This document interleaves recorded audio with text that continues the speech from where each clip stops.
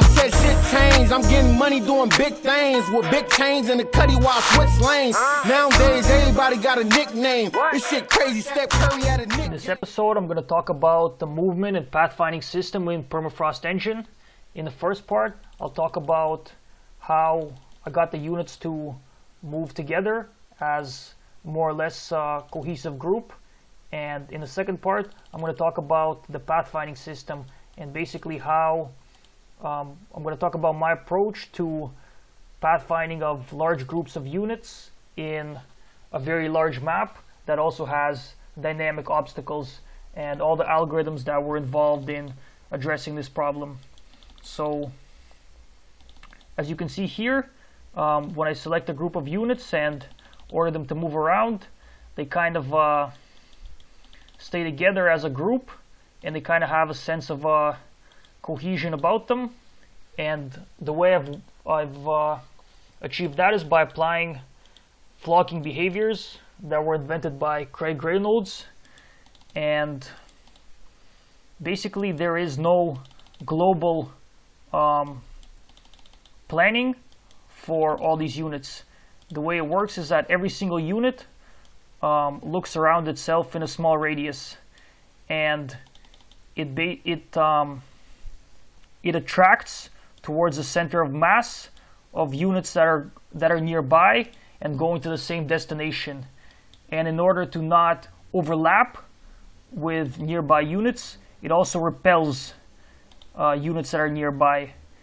And by kind of balancing these forces and tweaking how they decay as the distance from the entity increases, this is basically what results in this kind of look of a group of units sticking together, not really splitting, and kind of moving around as a ball. So aside from this, there's also collision avoidance behaviors. And for collision avoidance behaviors, I've used something called the clear path algorithm. It's pretty complicated, and there's an entire paper about it online. But for this video, I'm just going to keep it brief and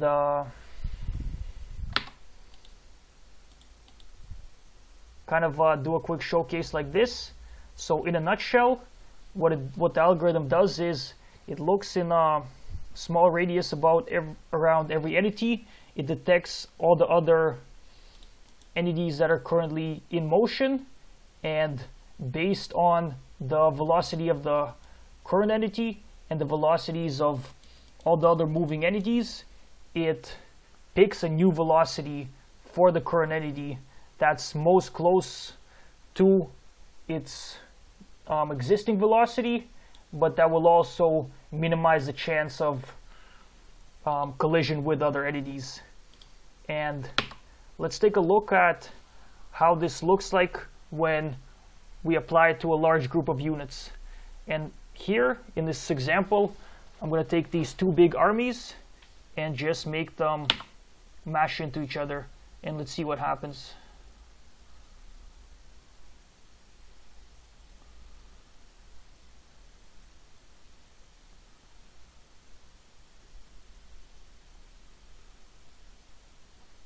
So as you can see, eventually all the units were able to make it to their final destination, and they kind of formed lanes.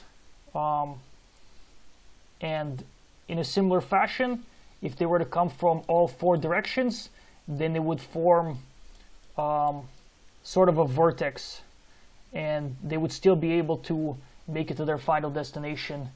And it wasn't 100% perfect.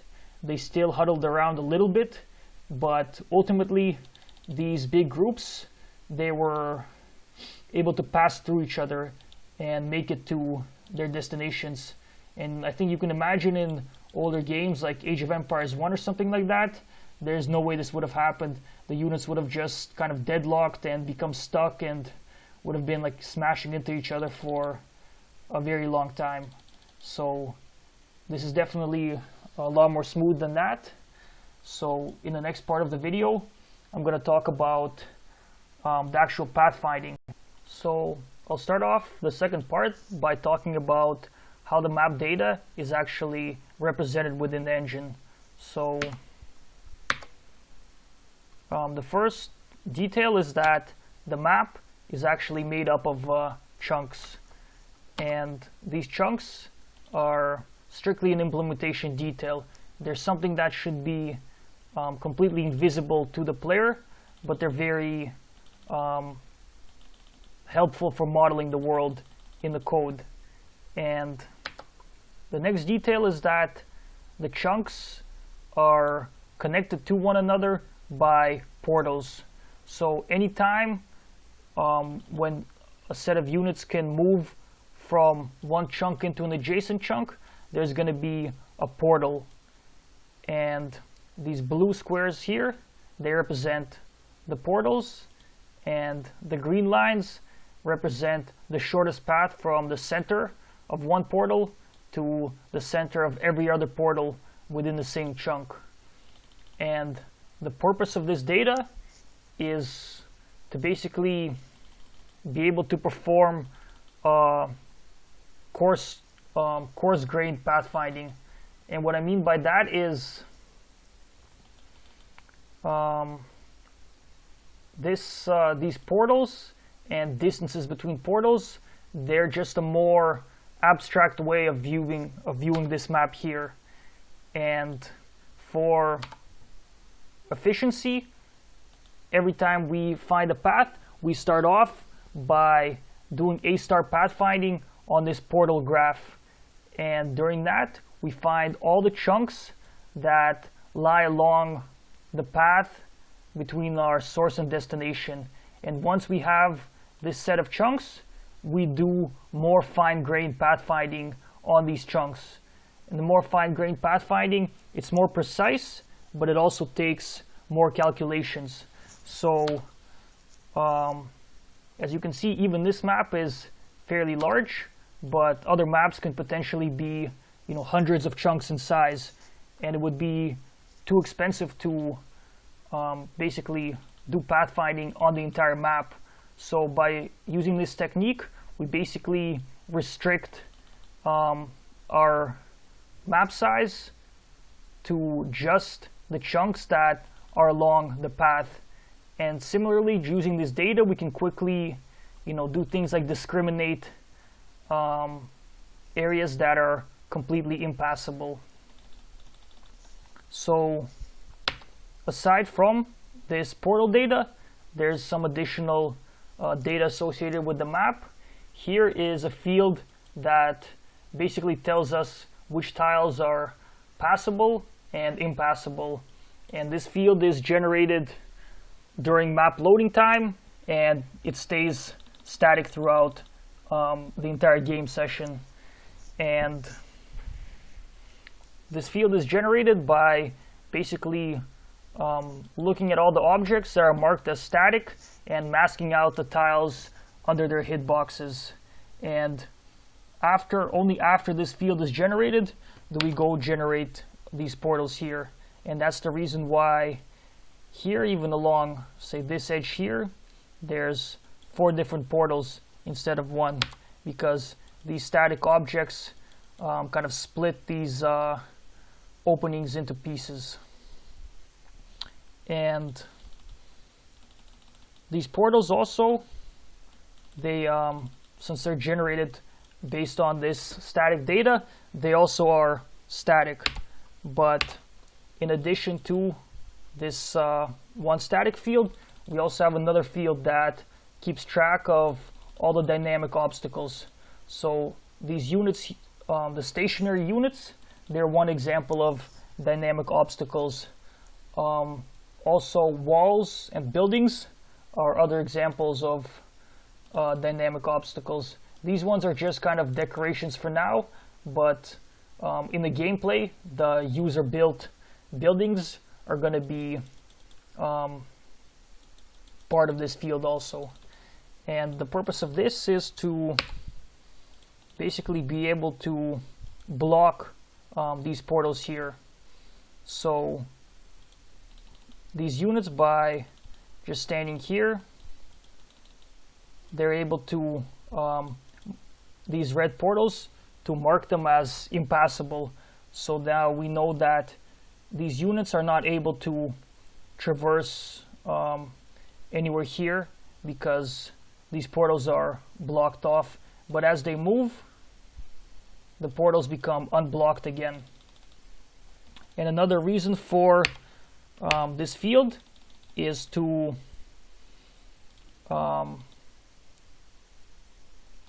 so the units can flow around units that are stationary, and this just ends up looking kind of a lot better than if all the units were dynamic and it was just the collision avoidance that was guiding them around the units. Because the problem with that is sometimes there could be these pocket formations, and the units just, they don't do a good job of flowing around the pockets when we're not using this blockers field. And all this is leading up to how the pathfinding actually works. So let's see it. So as I said,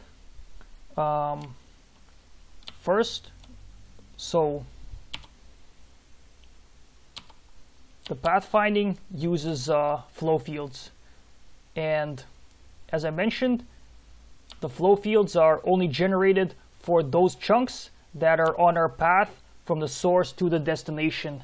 Another important detail is that if units somehow get pushed off a single chunk for whatever reason, then they can on demand compute any additional fields that they need for the ground underneath them. And the fields basically, the first field here guides us to the first portal along our path. The second field guides us to the next portal along our path. And then the third field, which is on our destination chunk itself, guides us to the actual destination point. And as you can see, some of the tiles are marked yellow. And the purpose for that is that the yellow tiles are those tiles which are in direct line of sight of the destination. And that basically what that does is when units are in line of sight of the destination, meaning they're on top of a yellow tile, then they'll just ignore the field and they'll walk directly in a straight line towards the destination.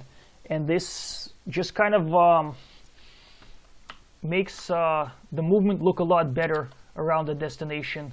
So the units will not just go in one of four directions, but they'll actually kind of take a much more natural path. And when we're still going to be going around, this isn't noticeable that the units are only going in kind of four directions, or well, actually one of eight directions. But around the destination point itself, it kind of looks a little clunky. That's why we have this line of sight field. But now we can just see it in action. And another important detail is that there's also a caching going on of all these fields, the line of sight fields and the flow fields. And basically all the units, even as units are added to this flock, or even if there's 100 units moving towards one destination, we obviously aren't recomputing this field over and over again. We cache it, and all the units, they just kind of they look up the field in the cache, and even different paths can end up reusing the same fields. Like for example, if I move these two units here and I move these two units here, then some of the fields are actually like the field going from this portal here to this portal here between these two towers. Like they can be reused between the two different paths. So that's another optimization technique. So as you can probably tell, there's a lot of and right here we saw an example just due to the collision, the flocking behaviors. This one unit got kind of pushed a little bit to this adjacent chunk, and on demand, on the fly, the flow field to guide it to towards its destination from this chunk was computed. So